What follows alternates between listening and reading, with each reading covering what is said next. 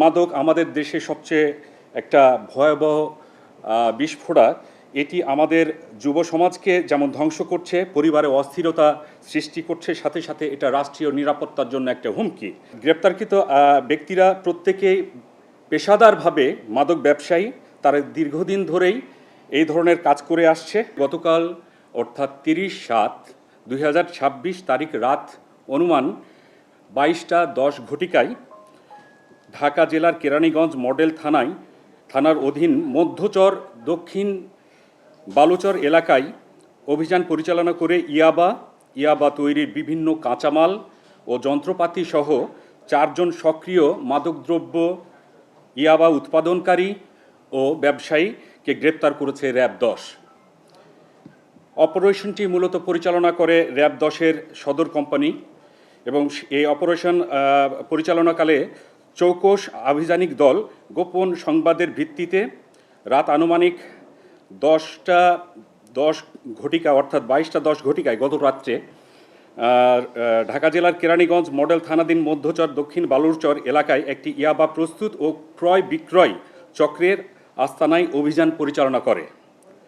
উক্ত অভিযানে 1968 অর্থাৎ 1968 পিস ইয়াবা, যার আনুমানিক বাজার মূল্য 5,90,400 টাকা, এবং সাথে 4 জন মাদক কারবারিকে আটক করা হয়।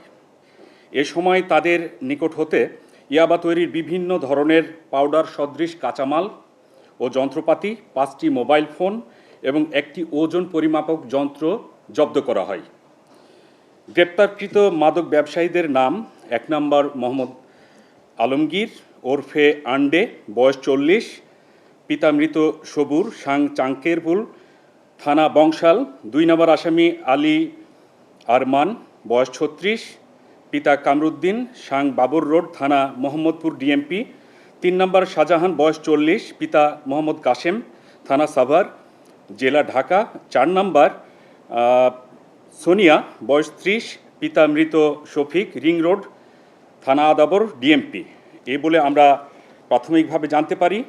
এবং এখানে উল্লেখ করার মতো বিষয় হচ্ছে, গ্রেপ্তারকৃত 1 নম্বর আসামি আলমগীর ওরফে আন্ডে, বয়স 40, তার বিরুদ্ধে ঢাকার রামপুরা, কামরাঙ্গীচর এবং মোহাম্মদপুর থানায় একটি করে মোট 3টি মাদক নিয়ন্ত্রণ আইনে মামলা রুজু রয়েছে বলে আমরা জানতে পারি।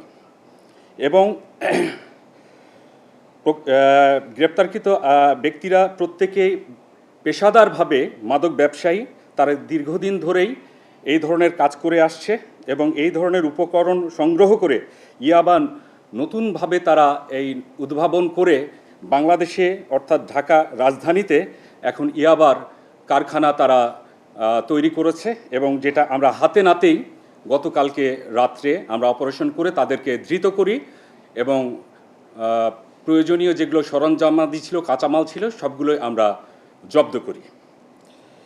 এই লক্ষ্যে তাদের যে প্রয়োজনীয় আমাদের কার্যক্রমগুলো সেগুলো চলমান রয়েছে। তাদেরকে আমরা চালান দিয়েছি এবং মামলার রুজু প্রক্রিয়াধীন রয়েছে। আমরা সকলেই জানি মাদক আমাদের দেশে সবচেয়ে একটা ভয়াবহ বিস্ফোরক।